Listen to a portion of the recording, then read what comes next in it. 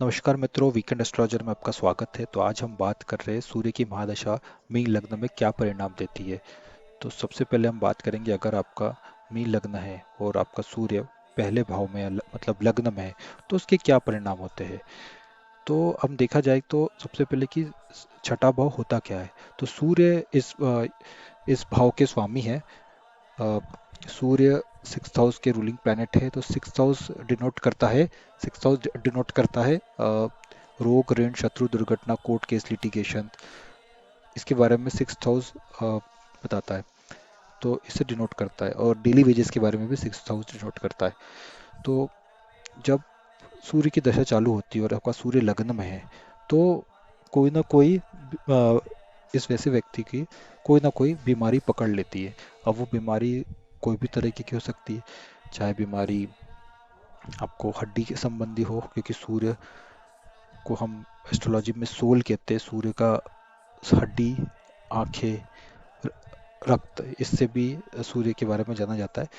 तो हड्डी संबंधी या पेट संबंधी या आंखों संबंधी, ये तीन में से कोई भी बीमारी पकड़ने के चांसेस हो जाते हैं। अब जैसे हड्डी संबंधी मैंने आपको आर्थराइटिस बता दिया। आंखों संबंधी चश्मा लगने के ये चांसेस बढ़ जाते हैं। हृदय संबंधी भी कुछ प्रॉब्लम हो सकती है। तो ये सबसे बड़ा है कि जब आपकी महादशा शुरू होती है, तो ऐसे कुछ छोटे रोग पकड़ सकते हैं। वो रोग कितना बड़ा होगा, ये डिपेंड करता है आपके लग्नेश कितने स्ट्रांग है और आपके नवमेश कितने स्ट्रांग है, और सूर्य की डिग्री कितनी है। अगर कम डिग्री के होंगे तो कम प्रभाव होगा, ज़्यादा डिग्री की होगी, पावरफुल होंगे तो ज़्यादा प्रभाव दे सकते हैं। दूसरा, यहाँ से हम शत्रु और कोर्ट केस लिटिगेशन के बारे में भी बात करते हैं। अब शत्रु दो टाइप के होते हैं। गुप्त शत्रु जो बात होती है, गुप्त शत्रु मतलब आपके ऑफिस में काम करने वाले आपके जो कुलीग्स है, वो कंपिटिटर्स है आपके। तो वो शत्रु आप उनको कह सकते हैं, भले वो आपके बारे में कुछ बुरा नहीं कर रहे, मगर वो भी आपके शत्रु ही कहलाते हैं एक प्रकार से, क्योंकि दे आर कॉम्पिटिटर्स। और कोर्ट केस लिटिगेशन ये चीज़ भी होती है। तो कोर्ट केस लिटिगेशन इस पर डिपेंड करता है कि आपके सन की पावर कितनी स्ट्रांग है। अगर कम स्ट्रांग है तो मे बी आपका कोई चालान कटा होगा, जिसके लिए आपको कोर्ट में जाना पड़ सकता है। बहुत ज़्यादा स्ट्रांग है तो फिर आपको कोर्ट के चक्कर लगाने पड़ते। बट वो उसके भी एक बहुत ज़्यादा कॉम्बिनेशंस है, जिसमें सिक्स हाउस कितना डैमेज है या सन कितना अफेक्टेड है। तो वो सब चीज़ें देखी जाती है कि एग्जैक्ट जो टाइम है कोर्ट केस होने का वो कब आएगा। ट्वेल्थ हाउस भी चेक किया जाता है उससे, एट्थ हाउस भी चेक किया जाता है। तो ये चीज़ें हैं। एक दुर्घटना का इस कंडीशन में जब महादशा शुरू होती है, तो एक आदमी के अंदर एक दुर्घटना होने का, एक एक्सीडेंट होने का एक डर बना सा रहता है। उसका रीज़न ये है कि शायद मे बी, क्योंकि यहाँ से हम एक हॉस्पिटल, रोग है तो हॉस्पिटल का चक्कर भी लगता है। तो मे बी कुछ एक्सीडेंटल से आदमी का, या खुद की गाड़ी से मे बी, या दूसरे की गाड़ी से, किसी से भी अगर एक्सीडेंट हुआ हो तो एक दुर्घटना का एक भय बना रहता है।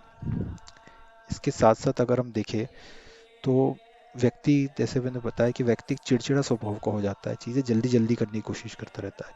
चिड़चिड़ा इसलिए हो जाता है क्योंकि कोई बीमारी कुछ ना कुछ उसकी ग्रसित हो जाती है, जिससे उसमें चिड़चिड़ होने लग जाती है। अब आप देखिए तो अगर सन फर्स्ट हाउस में उसकी महादशा शुरू हो रही है, तो उसका एस्पेक्ट सेवन्थ हाउस को पड़ेगा, जो कि पार्टनरशिप के बारे में देखा जाता है। अब ऐसे व्यक्ति अगर चाहे तो जॉब करेंगे तो उसमें ज़्यादा सफलता पाएंगे as compare to business. Because business में साझेदारी में ईगो क्लैशेस होंगे, और जिसके कारण चीज़ें आगे नहीं बढ़ेगी। ऐसे व्यक्तियों के साथ जो मैरिटल हैप्पीनेस होती है वो भी कम होती है, बिकॉज जो पार्टनर होता है उसके साथ उनकी बनती नहीं है। तो ये कुछ है बेसिक प्रिडिक्शन, अगर आपका सन फर्स्ट हाउस में है। अब रेमिडीज़ की बात करें तो रेमिडीज़ क्या हो सकती है। रेमिडीज़ की अगर हम बात करें, तो सबसे बेस्ट रेमेडी होती है, जो कि यहाँ से हम कंसिडर करते हैं कि यहाँ से आपको रोग होने की एक प्रोबेबिलिटी बढ़ती है। तो आप सबसे बढ़िया एक्सरसाइज, अगर आपकी दशा है तो आप एक्सरसाइज जरूर करिए। आप एक्सरसाइज, कोई भी तरह की एक्सरसाइज हो सकती है। ये आप फ्री वेट एक्सरसाइज कर सकते हैं, जॉगिंग कर सकते हैं, बेसिक योगा, प्राणायाम। और सबसे बेस्ट तो सन सैल्यूटेशन, जो सूर्य नमस्कार जिसको कहते हैं, वो करिए, बेस्ट है वो। आप 3 राउंड कर लीजिए सूर्य नमस्कार के, सफिशिएंट है। और इसके साथ साथ अगर आप सूर्य देव को अर्घ दें तो उससे बेहतर कुछ भी नहीं हो सकता। अब सूर्य देव को अर्घ कैसे देते हैं अगर आप नहीं जानते तो मैं आपको बता देता हूँ। सूर्य देव को अर्घ देने के लिए आपको तांबे का लोटा चाहिए। अगर आपके पास नहीं है तो आप किसी भी यूटेंसिल की शॉप में जाइए, वहाँ से एक तांबे का लोटा ले आइए। उसमें जल भरिए, उसमें रोली मोली, थोड़ा सा गुड़ और चावल, ये चीज़ मिला के सूर्योदय के टाइम जितना जल्दी उठ सके, मतलब कोशिश करिए कि 7 बजे के पहले, 7 साढ़े 7 तक, और जहाँ सूर्योदय होता है वहाँ से आप जल अर्पित करिए। और करते समय ओम सूर्याय नमः, ओम भास्कराय नमः, कोई सा भी आप ये पढ़ सकते। और कोशिश बस ये करिएगा कि जब आप सूर्य देव को अर्घ दे रहे तो जो पानी जो गिर रहा है उसकी बूंदे आपके पैरों पे ना गिरे। बस इस चीज़ का थोड़ा ध्यान रखिएगा। ये 2 चीज़ करिए। अगर आपको इससे भी फ़ायदा नहीं हो रहा है और आप कुछ और ज़्यादा करना चाहते हैं तो आप संडे का फास्ट रख सकते हैं या संडे को नॉनवेज खाना बंद कर सकते हैं। मे भी अगर आपकी सूर्य की महादशा चल रही है तो आप इतनी कोशिश करिए कि संडे को नॉनवेज ना खाएं।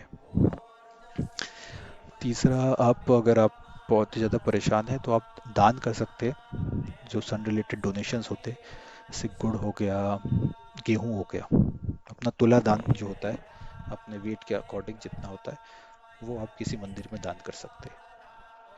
चौथा, अगर आप कुछ और कुछ करना चाहते हैं तो आप एक आदित्य हृदय स्त्रोत होता है, वो आप इंटरनेट से डाउनलोड कर सकते हैं, कहीं शॉप से आप पढ़ सकते हैं उसको। संस्कृत में थोड़ा आप करेंगे थोड़ा टफ जाएगा, बट एक बार आदत लग जाएगी तो आप पढ़ लेंगे। और इसके ऊपर आप कुछ करा सकते हैं तो फिर आपको सूर्य देव की शांति करानी पड़ेगी, इसलिए कोई आप योग्य पंडित से पूछ के आप शांति करा सकते हैं। तो ये कुछ बेसिक प्रिडिक्शन और रेमेडीज है अगर सन आपके फर्स्ट हाउस में। अगर आपको मेरी वीडियो अच्छी लगी है तो आप लाइक करें, शेयर करें, मेरे चैनल को सब्सक्राइब करें और बेल आइकन को दबा दें। और अगर आप मुझसे पर्सनल कंसल्टेशन लेना चाहते हैं तो आप डिस्क्रिप्शन बॉक्स में मेरा ईमेल आईडी दिया हुआ है, उस पर आप मुझे कांटेक्ट कर सकते हैं। और अभी के लिए thank you for watching and bye for now.